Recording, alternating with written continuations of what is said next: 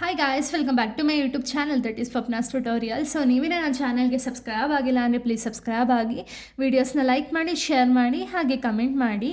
So ಇವತ್ತು ನಾನು ಮಾಡ್ತಿರೋ ಸಬ್ಜೆಕ್ಟ್ ಯಾವುದು ಅಂದರೆ ಸೆಕೆಂಡ್ ಸೆಮ್ BComನ ಅಡ್ವಾನ್ಸ್ ಫಿನಾನ್ಷಿಯಲ್ ಅಕೌಂಟಿಂಗ್ ಅನ್ನೋ ಒಂದು ಸಬ್ಜೆಕ್ಟ್ನ ಎಕ್ಸ್ಪ್ಲೈನ್ ಮಾಡ್ತಿದ್ದೀನಿ. ಅದರಲ್ಲಿ ಚಾಪ್ಟರ್ 2 ಬಂದುಬಿಟ್ಟು ಡೊಮೆಸ್ಟಿಕ್ ಬ್ರಾಂಚ್ ಅಕೌಂಟಿಂಗ್ ಅಂತ ಹೇಳಿ. ಇದರಲ್ಲಿ ಆಲ್ರೆಡಿ ನಾನು ಪ್ರಾಬ್ಲಮ್ 1ಇಂದ 3ವರೆಗೂ ಆಲ್ರೆಡಿ ಎಕ್ಸ್ಪ್ಲೈನ್ ಮಾಡಿ ಅಪ್ಲೋಡ್ ಮಾಡಿದ್ದೀನಿ.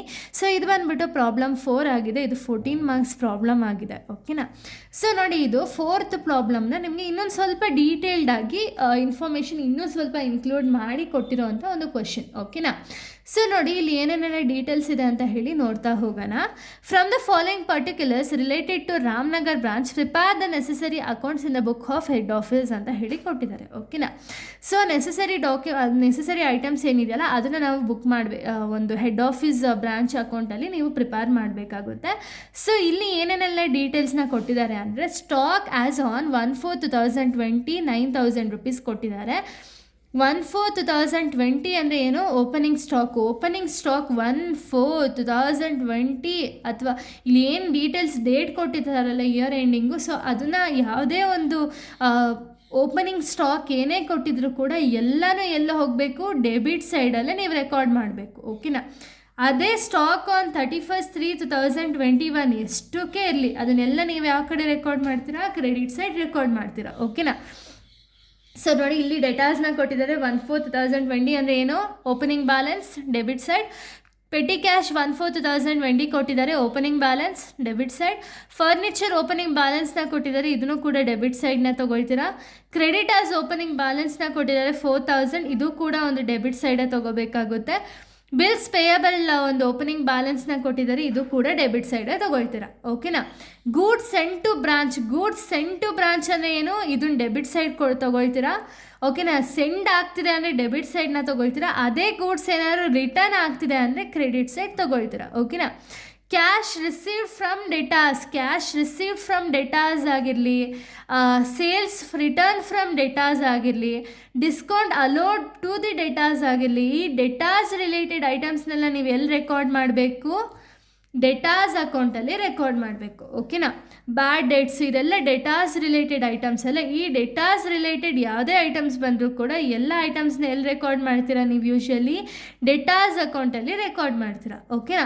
ಇನ್ನು next goods return by the branch. ನಾನು ಆಗಲೇ ಹೇಳಿದ್ದೆ, ಗೂಡ್ಸ್ ಸೆಂಡ್ ಆಗಿದ್ರೆ ಅದನ್ನು ಡೆಬಿಟ್ ಸೈಡ್ ರೆಕಾರ್ಡ್ ಮಾಡ್ತೀರಾ. ಗೂಡ್ಸ್ ರಿಟರ್ನ್ ಆಗಿತ್ತು ಅಂದರೆ ಅದನ್ನು ಕ್ರೆಡಿಟ್ ಸೈಡ್ ರೆಕಾರ್ಡ್ ಮಾಡ್ತೀರಾ. ಓಕೆನಾ? ಸ್ಟಾಕ್ ಆನ್ 31/3/2021 ಅಂದರೆ ಏನು? ಇದು ಕ್ಲೋಸಿಂಗ್ ಸ್ಟಾಕ್ ಅಂತ ಅರ್ಥ. ಸೊ ಕ್ಲೋಸಿಂಗ್ ಸ್ಟಾಕ್ನ ಎಲ್ಲಿ ರೆಕಾರ್ಡ್ ಮಾಡ್ತೀರಾ? Credit side. Petty cash closing ಸ್ಟಾಕ್ನ ಕೊಟ್ಟಿದ್ದಾರೆ, ಅದು ಕೂಡ credit side. Creditors closing ಸ್ಟಾಕ್ನ ಕೊಟ್ಟಿದ್ದಾರೆ, ಇದು ಕೂಡ ಕ್ರೆಡಿಟ್ ಸೈಡೇ ತೊಗೋಬೇಕಾಗುತ್ತೆ. ಬಿಲ್ಸ್ ಪೇಯಬಲ್ ಕ್ರೆಡಿಟ್ ಸೈಡಲ್ಲೇ ತೊಗೋಬೇಕಾಗುತ್ತೆ ಕ್ಲೋಸಿಂಗ್ ಸ್ಟಾಕು. ಇನ್ನು ರಿಟರ್ನ್ ಆಫ್ ಫರ್ನಿಚರ್ನ ಕೊಟ್ಟಿದ್ದಾರೆ, ಇದು ಫರ್ನಿಚರ್ ಮೇಲೆ 10% ಮಾಡಬೇಕು. ಓಕೆನಾ? ಇನ್ನು ಕ್ಯಾಶ್ ಸೇಲ್ಸ್ನ ಕೊಟ್ಟಿದ್ದಾರೆ 11,000, ಇದನ್ನು ನೀವು ಬೈ ಬ್ಯಾಂಕ್ ಅಕೌಂಟ್ ಅಂತ ಹಾಕ್ಕೊಂಡು ಬರೀಬೇಕಾಗುತ್ತೆ. ಇನ್ನು ನೆಕ್ಸ್ಟ್ ಬಂದುಬಿಟ್ಟು ಕ್ರೆಡಿಟ್ ಸೇಲ್ಸ್ನ ಕೊಟ್ಟಿದ್ದಾರೆ. ಈ ಕ್ರೆಡಿಟ್ ಸೇಲ್ಸ ನೀವು ಬ್ರಾಂಚ್ ಅಕೌಂಟಿಂಗಲ್ಲಿ ತೊಗೊಳ್ಳಲ್ಲ. ಓಕೆನಾ? ಇನ್ನು ಮಿಕ್ಕಿದಲ್ಲಿ ಇದರಲ್ಲಿ ತೊಗೊಳ್ತೀರಾ ಅಷ್ಟೇ, ಡೇಟಾಸ್ ಅಕೌಂಟಲ್ಲಿ ತೊಗೊಳ್ತೀರಾ, ಬ್ರಾಂಚ್ ಅಕೌಂಟಲ್ಲಿ ತೊಗೊಳ್ಳಲ್ಲ. ಇದ್ರ ಜೊತೆಗೆ ಕ್ಯಾಶ್ ರಿಸೀವ್ ಫ್ರಮ್ ಡೇಟಾಸ್ ಏನಿರುತ್ತಲ್ಲ ಇದನ್ನು ಮಾತ್ರ ಬ್ರಾಂಚ್ ಅಕೌಂಟಲ್ಲಿ ತೊಗೊಳ್ತೀರಾ. ಓಕೆನಾ? ಇನ್ನು ಮಿಕ್ಕಿದ ಡೀಟೇಲ್ಸ್ ಇನ್ನೇನು ತೊಗೊಳ್ಳಲ್ಲ. ಸೊ ಬನ್ನಿ ಇವಾಗ ಯಾವ ರೀತಿ ಡೇಟಾಸ್ ಅಕೌಂಟ್ನ ಮಾಡಬೇಕು, ಹಾಗೆ ಒಂದು ಬ್ರಾಂಚ್ ಅಕೌಂಟ್ನ ಮಾಡಬೇಕು ಅಂತ ಹೇಳಿ ನೋಡ್ತಾ ಹೋಗೋಣ. ಓಕೆನಾ? ಸೊ ನೋಡಿ, ಇದು datas account format. First datas account ಮಾಡಬೇಕು, ಅದಾದಮೇಲೆ ಬ್ರಾಂಚ್ ಅಕೌಂಟ್ನ ಮಾಡಬೇಕು. ಓಕೆನಾ? ಡೇಟಾಸ್ ಅಕೌಂಟು ಡೆಬಿಟು ಕ್ರೆಡಿಟ್ ಅಂತ ಹೇಳಿ ಬೋತ್ ದಿ ಸೈಡ್ ಹಾಕ್ಕೊಂಡು ಪರ್ಟಿಕ್ಯುಲರ್ಸ್ ರುಪೀಸ್ ಅಂತ ಹಾಕ್ಕೊಳ್ಳೋಣ. ಸೊ ಫಸ್ಟ್ ಏನು ತೊಗೋಬೇಕು? By balance brought down. So balance brought down opening balance of debtors ಎಷ್ಟಿದ್ದಾರೆ ಅಂತ ಹೇಳಿ ಫಸ್ಟ್ ನೋಡೋಣ. ಸೊ ನೋಡಿ, ಕ್ವಶನಲ್ಲೇ ಕೊಟ್ಟಿರ್ತಾರೆ ನಿಮಗೆ. ಡೇಟಾಸ್ ಅಮೌಂಟ್ ಇಲ್ಲ ಅಂದರೆ ತಲೆ ಕೆಡಿಸ್ಕೋಬೇಡಿ, ಜಸ್ಟ್ ಬ್ಲ್ಯಾಂಕ್ ಹಾಕ್ಬಿಡಿ. ಓಕೆನಾ? ಪ್ರೀವಿಯಸ್ ವೀಡಿಯೋದಲ್ಲಿ ನಿಮಗೆ ನೋಡಿದ್ರೆ ಗೊತ್ತಾಗುತ್ತೆ ಏನೇನೆಲ್ಲ ಇನ್ಫಾರ್ಮೇಷನ್ ಕೊಟ್ಟಿದ್ರೆ ಯಾವ್ಯಾವ ರೀತಿ ತೊಗೋಬೋದು ಅಂತ ಹೇಳಿ. ಸೊ ಡೇಟಾಸ್ದು ಓಪನಿಂಗ್ ಬ್ಯಾಲೆನ್ಸ್ 5,000 ಕೊಟ್ಟಿದ್ದಾರೆ, ಆ್ಯಸ್ ಇಟ್ ಈಸ್ ಡೆಬಿಟ್ ಕಡೆ ತೊಗೊಳ್ಳೋಣ. ಓಕೆನಾ? ಇದು ಬಿಟ್ಟು ಕ್ರೆಡಿಟ್ ಸೇಲ್ಸ್ ಇತ್ತು ಅಂದರೆ ಕ್ರೆಡಿಟ್ ಸೇಲ್ಸ್ನ ತೊಗೊಳ್ತೀರಾ ಡೆಬಿಟ್ ಸೈಡು. ಸೊ ಫೈನಲಲ್ಲಿ ಕೊಟ್ಟಿದ್ದಾರೆ ನೋಡಿ, ಕ್ರೆಡಿಟ್ ಸೇಲ್ 25,000 ಅಂತ ಹೇಳಿ, ಅದನ್ನು ಆ್ಯಸ್ ಇಟ್ ಈಸ್ ತೊಗೊಳ್ತೀರಾ. ಓಕೆನಾ? ಇದಾದಮೇಲೆ ಡೇಟಾಸ್ ರಿಲೇಟೆಡ್ ಏನೇನು ಇನ್ಫಾರ್ಮೇಷನ್ ಕೊಟ್ಟಿದ್ದಾರಲ್ಲ ಎಲ್ಲ ಕ್ರೆಡಿಟ್ ಸೈಡ್ ಬರಿತಾ ಹೋಗೋಣ. ಸೊ ನೋಡಿ, ಕ್ಯಾಶ್ ರಿಸೀವ್ ಫ್ರಮ್ ಡೇಟಾಸ್ನ ಕೊಟ್ಟಿದ್ದಾರೆ 9,000, as it is cash received 9,000 ಬರೆಯೋಣ. ಸೇಲ್ಸ್ ರಿಟರ್ನ್ ಫ್ರಮ್ ಡೆಟಾಸ್ 500 ಕೊಟ್ಟಿದ್ದಾರೆ, ಸೇಲ್ಸ್ ರಿಟರ್ನ್ನ ಬರೆಯೋಣ. ಡಿಸ್ಕೌಂಟ್ ಅಲೋಡ್ ಟು ಡೆಟಾಸ್ನ ಕೊಟ್ಟಿದ್ದಾರೆ 600 as it is discount allowed ಬರೆಯೋಣ. ಬ್ಯಾಡ್ ಡೇಟ್ಸ್ನ ಕೊಟ್ಟಿದ್ದಾರೆ 200 ಆ್ಯಸ್ ಇಟ್ ಈಸ್ ಬ್ಯಾಡ್ ಡೇಟ್ಸ್ನ ಬರೆಯೋಣ. ಓಕೆನಾ? ಇದು ಬಿಟ್ಟು ಡೆಟಾಸ್ ಅಂತ ಹೇಳಿ ಇನ್ನೇನು ಐಟಮ್ಸ್ ನಮಗೆ ಕೊಟ್ಟಿಲ್ಲ ಅಲ್ವಾ? ಸೊ ಇವಾಗ ನೀವೇನು ಮಾಡಬೇಕು, ಬ್ಯಾಲೆನ್ಸ್ ಮಾಡಬೇಕು. ಬ್ಯಾಲೆನ್ಸ್ ಮಾಡಿದಾಗ ಡೆಬಿಟ್ ಸೈಡು 30,000 ಬರುತ್ತೆ, ಆ್ಯಸ್ ಇಟ್ ಈಸ್ ಎರಡು ಕಡೆನೂ ಹಾಕೋಣ. ಸೊ 30,000ಅಲ್ಲಿ ಇಷ್ಟು ಅಮೌಂಟ್ ನೀವು ಡಿಡಕ್ಟ್ ಮಾಡಿದಾಗ ನಿಮ್ಗೆ ಏನು ಅಮೌಂಟ್ ಬರುತ್ತಲ್ಲ ಅದನ್ನು ನಾವು ಬೈ ಬ್ಯಾಲೆನ್ಸ್ ಕ್ಯಾರಿ ಡೌನ್ ಅಂತ ಹೇಳಿ ಹಾಕ್ತೀವಿ, ಅಥವಾ ಕ್ಲೋಸಿಂಗ್ ಬ್ಯಾಲೆನ್ಸ್ ಅಂತ ಹೇಳಿ ರೆಪ್ರೆಸೆಂಟ್ ಮಾಡ್ತೀವಿ. ಓಕೆನಾ? ಕ್ಲೋಸಿಂಗ್ ಬ್ಯಾಲೆನ್ಸ್ ಎಷ್ಟು ಬಂದಿದೆ? 19,799 ಬಂದುಬಿಟ್ಟು ಕ್ಲೋಸಿಂಗ್ ಬ್ಯಾಲೆನ್ಸ್ ಆಫ್ ಡೆಟಾಸ್. ಓಕೆನಾ? ಸೊ ಇದು ಬಂದುಬಿಟ್ಟು ಡೆಟಾಸ್ ಅಕೌಂಟ್. ಸೊ ಇಷ್ಟೇ ಡೆಟಾಸ್ ಅಕೌಂಟ್, ಏನಿಲ್ಲ. ಬ್ಯಾಲೆನ್ಸ್ ಬ್ರಾಡ್ ಡೌನ್ನ ತೊಗೊಳ್ತೀರಾ, ಕ್ರೆಡಿಟ್ ಸೈಡ್ ಡೆಬಿಟ್ ಸೈಡಲ್ಲಿ ತೊಗೊಳ್ತೀರಾ ಕ್ರೆಡಿಟ್ ಸೇಲ್ಸ್ನ. ಇನ್ ರಿಮೈನಿಂಗ್ ಎಲ್ಲ ಐಟಮ್ಸು ಕ್ರೆಡಿಟ್ ಸೈಡಲ್ಲಿ ತೊಗೊಳ್ತೀರಾ. ಸೊ ಕ್ರೆಡಿಟ್ ಸೈಡಲ್ಲಿ ಇವಾಗ ಹೈಯೆಸ್ಟ್ ಯಾವುದಿರುತ್ತೋ ಅಲ್ಲಿ ನೀವು ಬ್ಯಾಲೆನ್ಸ್ ಕ್ಯಾರಿ ಡೌನ್ ಅಥವಾ ಬ್ಯಾಲೆನ್ಸ್ ಬ್ರಾಡ್ ಡೌನ್ನ ಹಾಕೊಳ್ತೀರಾ. ಓಕೆನಾ? ಇದಾದಮೇಲೆ ನೆಕ್ಸ್ಟ್ ಅಕೌಂಟ್ ಏನು ಬರೀಬೇಕು? ಬ್ರಾಂಚ್ ಅಕೌಂಟ್ನ ಓಪನ್ ಮಾಡಬೇಕಾಗುತ್ತೆ. ಬ್ರಾಂಚ್ ಅಕೌಂಟ್ ಯಾವ ರೀತಿ ಓಪನ್ ಮಾಡಬೇಕು ಅಂದರೆ ಇದ್ರ ಫಾರ್ಮ್ಯಾಟ್ ಏನು ಅಂದರೆ ಪರ್ಟಿಕ್ಯುಲರ್ಸ್ ರುಪೀಸ್ ಅಂತ ಹೇಳಿ ಹಾಕ್ಕೋಬೇಕು. ಸೊ ಪರ್ಟಿಕ್ಯುಲರ್ಸ್ ರುಪೀಸಲ್ಲಿ ಏನು ಹಾಕ್ಕೋಬೇಕು ಅಂದರೆ ನಮ್ಗೆ ಇಲ್ಲಿ ಏನು ಡೀಟೇಲ್ಸ್ನ ಕೊಟ್ಟಿದ್ದಾರಲ್ಲ ಈ ಡೀಟೇಲ್ಸ್ನ ನೀವು ಬರೀತಾ ಹೋಗಬೇಕು. ಓಕೆನಾ? ಸೊ ನೋಡಿ, ಇಲ್ಲಿ ಸ್ಟಾಕ್ ಆ್ಯಸ್ ಆನ್ 1/4/2020 ಕೊಟ್ಟಿದ್ದಾರೆ, ಅಂದರೆ ಓಪನಿಂಗ್ ಸ್ಟಾಕ್ 9,000 ಕೊಟ್ಟಿದ್ದಾರೆ. ಆ್ಯಸ್ ಇಟ್ ಈಸ್ ಓಪನಿಂಗ್ ಸ್ಟಾಕ್ನ ತೊಗೊಳ್ಳೋಣ. ಡೆಟಾಸ್ ಸ್ಟಾಕ್ ಕೊಟ್ಟಿದ್ದಾರೆ, ಅಂದರೆ ಓಪನಿಂಗ್ ಬ್ಯಾಲೆನ್ಸ್ ಎಲ್ಲ ಡೆಬಿಟ್ ಸೈಡ್. ಸೊ ನೋಡಿ, ಇಲ್ಲಿ ಆಲ್ರೆಡಿ ನಾವು ಹಾಕಿದ್ದೀನಿ, ಇಷ್ಟು ಕೂಡ ಡೆಬಿಟ್ ಸೈಡೇ ನೀವು ಬರೀಬೇಕು. ಓಕೆನಾ?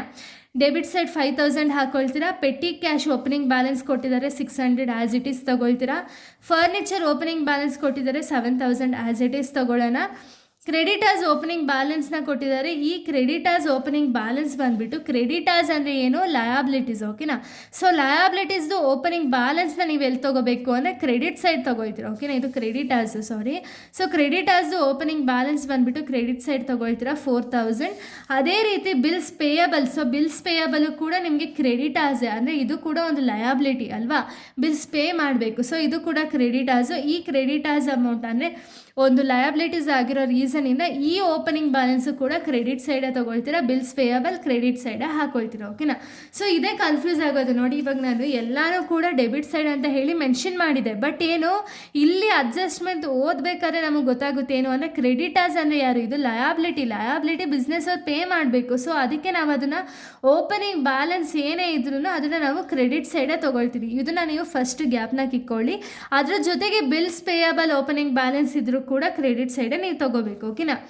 ಇನ್ನು ಕ್ರೆಡಿಟ್, ಇವಾಗ ಓಪನಿಂಗ್ ಬ್ಯಾಲೆನ್ಸ್ ಕ್ರೆಡಿಟ್ ಸೈಡ್ ನಾವು ತೊಗೊಂಡು ಅಂದರೆ ಅದೇ ಕ್ಲೋಸಿಂಗ್ ಬ್ಯಾಲೆನ್ಸ್ ಆಫ್ ಕ್ರೆಡಿಟರ್ಸ್ ಮತ್ತು ಬಿಲ್ಸ್ ಪೇಯಬಲ್ನ ಡೆಬಿಟ್ ಸೈಡ್ ತೊಗೊಳ್ತೀರಾ. ಓಕೆನಾ? ಸೊ ಇದಾದಮೇಲೆ ನೆಕ್ಸ್ಟ್ ಐಟಮ್ ಏನಿದೆ ಅಂತ ಹೇಳಿ ನೋಡೋಣ. ಸೊ ನೋಡಿ, ಇಲ್ಲಿ ನೆಕ್ಸ್ಟ್ ಐಟಮ್ ನಮ್ಗೆ ಏನು ಕೊಟ್ಟಿದ್ದಾರೆ ಅಂದರೆ ಗೂಡ್ಸ್ ಸೆಂಡ್ ಟು ಬ್ರಾಂಚ್. ಓಕೆನಾ? Goods send to the branch ಅಂದರೆ ಏನು? ಇದು ಡೆಬಿಟ್ ಸೈಡ್ ತೊಗೋಬೇಕು 23,000 ಆ್ಯಸ್ ಇಟ್ ಈಸ್ ತೊಗೊಳ್ಳೋಣ. Next cash received from debtors. So cash received from debtors ಯಾವ ಕಡೆ ತೊಗೊಳ್ತೀರಾ?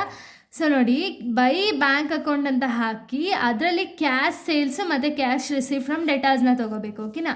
So cash receive from debtors ಎಷ್ಟಿದೆ? 9,000 ಆ್ಯಸ್ ಇಟ್ ಈಸ್ ಹಾಕೊಳ್ಳೋಣ. ಓಕೆನಾ? Sales return from debtors. So sales return already ನಾವು ಡೆಟಾಸ್ ಅಕೌಂಟಲ್ಲಿ ತೊಗೊಂಡಿದ್ದೀವಿ, ಇಲ್ಲಿ ತೊಗೊಳ್ಳೋ ನೆಸೆಸರಿ ಇಲ್ಲ. ಓಕೆನಾ?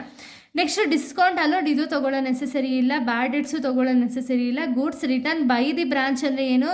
ಗೂಡ್ಸ್ ರಿಟರ್ನ್ ಆಗಿದೆ. ಸೊ ಗೂಡ್ಸ್ ರಿಟರ್ನ್ ಆಗಿರೋದನ್ನ ನೀವು ಕ್ರೆಡಿಟ್ ಸೈಡ್ ತೊಗೊಳ್ತೀರಾ. ಸೊ ಗೂಡ್ಸ್ ರಿಟರ್ನ್ ಅಂತ ಹಾಕಿ 900 ರೂಪೀಸ್ ಹಾಕೊಳ್ತೀರಾ. ಇದಾದಮೇಲೆ ಕ್ಯಾಶ್ ಸೇಲ್ಸ್ನ ಕೊಟ್ಟಿದ್ದಾರೆ 11,000 ಆ್ಯಸ್ ಇಟ್ ಈಸ್ ಕ್ಯಾಶ್ ಸೇಲ್ಸ್ನ ತೊಗೊಳ್ಳೋಣ. ಓಕೆನಾ? ಇದಾದಮೇಲೆ ಕ್ಲೋಸಿಂಗ್ ಬ್ಯಾಲೆನ್ಸ್ ಏನಿದೆಯಲ್ಲ ಅದನ್ನು ತೊಗೊಳ್ತಾ ಹೋಗೋಣ. ಬೈ ಬ್ಯಾಲೆನ್ಸ್ ಕ್ಯಾರಿ ಡೌನ್ ಅಂತ ಹಾಕಿ ಕ್ಲೋಸಿಂಗ್ ಬ್ಯಾಲೆನ್ಸ್ ಆಫ್ ಸ್ಟಾಕ್ನ ಕೊಟ್ಟಿದ್ದಾರೆ 11,000. ಪೆಟ್ಟಿ ಕ್ಯಾಶ್ನ ಕೊಟ್ಟಿದ್ದಾರೆ 300. ಡೆಟಾಸ್ದು ಅಂದರೆ ಇವಾಗ ಕ್ರೆಡಿಟಾಸ್ದು ಓಪನಿಂಗ್ ಬ್ಯಾಲೆನ್ಸ್ ಇದ್ದಾಗ ನಾವು ಎಲ್ಲಿ ತೊಗೊಂಡಿದ್ದೋ ಕ್ರೆಡಿಟ್ ಸೈಡ್ ತೊಗೊಂಡಿದ್ದು ಅಲ್ವಾ? ಇದೇ ಕ್ರೆಡಿಟಾಸ್ದು ಕ್ಲೋಸಿಂಗ್ ಬ್ಯಾಲೆನ್ಸ್ ಇದ್ದರೆ ಎಲ್ಲಿ ತೊಗೊಳ್ತೀರಾ ನೀವು? ಕ್ಲೋಸಿಂಗ್ ಬ್ಯಾಲೆನ್ಸ್ ಇತ್ತು ಅಂದರೆ ಅದನ್ನು ನೀವು ಡೆಬಿಟ್ ಸೈಡ್ ತೊಗೊಳ್ತೀರಾ. ಬೈ ಬ್ಯಾಲೆನ್ಸ್ ಕ್ಯಾರಿ ಡೌನ್ ಅಂತ ಹಾಕ್ಬೋದು ಅಥವಾ ಲಯಬಿಲಿಟೀಸ್ ಅಂತ ಹಾಕ್ಬೋದು. ಈ ರೀತಿ ಹಾಕ್ಕೊಂಡು ಕ್ರೆಡಿಟರ್ಸ್ ಅಮೌಂಟ್ ಎಷ್ಟಿದೆ? 4,000 ಆ್ಯಸ್ ಇಟ್ ಈಸ್ ತೊಗೊಳ್ಳೋಣ. ಬಿಲ್ಸ್ ಪೇಯಬಲ್ ಅಮೌಂಟ್ ಎಷ್ಟಿದೆ? 3,000 ಆ್ಯಸ್ ಇಟ್ ಈಸ್ ತೊಗೊಳ್ಳೋಣ. ಓಕೆನಾ? ಇದಾದಮೇಲೆ ರಿಟರ್ನ್ ಆಫ್ ಫರ್ನಿಚರ್ ಬೈ 10% ಅಂತ ಹೇಳಿದ್ದಾರೆ. ಸೊ ಫರ್ನಿಚರ್ದು ಕ್ಲೋಸಿಂಗ್ ಬ್ಯಾಲೆನ್ಸ್ ಹೇಳಿಲ್ಲ, ಸೊ ರಿಟರ್ನ್ ಆಫ್ ಫರ್ನಿಚರ್ ಹೇಳಿದ್ದಾರೆ. ರಿಟರ್ನ್ ಆಫ್ ಅಂದರೆ ಏನು? ಇವಾಗ ಫರ್ನಿಚರ್ ವ್ಯಾಲ್ಯೂ ಎಷ್ಟಿದೆ? 7,000 ಫರ್ನಿಚರ್ ವ್ಯಾಲ್ಯೂ ಇದೆ ಅಲ್ವಾ?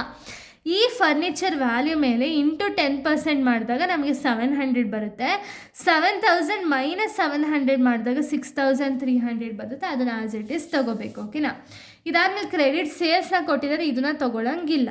ಓಕೆನಾ. ಇಷ್ಟೇ ಡೀಟೇಲ್ಸ್ ನಮಗೆ ಕೊಟ್ಟಿದ್ದಾರೆ. ಇಷ್ಟೇ ಡೀಟೇಲ್ಸ್ ನಾವು ಟೋಟಲ್ ಮಾಡಿದಾಗ ಕ್ರೆಡಿಟ್ ಸೈಡ್ ಬಂದುಬಿಟ್ಟು 65,200 ಬರುತ್ತೆ. ಸೊ 2 ಸೈಡು 65,200 ಅಂತ ಹಾಕ್ಕೊಂಡು ಈ 65,200ಇಂದ ಇಷ್ಟು ಅಮೌಂಟ್ನ ನಾವು ಮೈನಸ್ ಮಾಡಿದಾಗ ನಮಗೆ ಸಿಗೋ ಅಮೌಂಟ್ ಎಷ್ಟು? 13,600 ಬರುತ್ತೆ.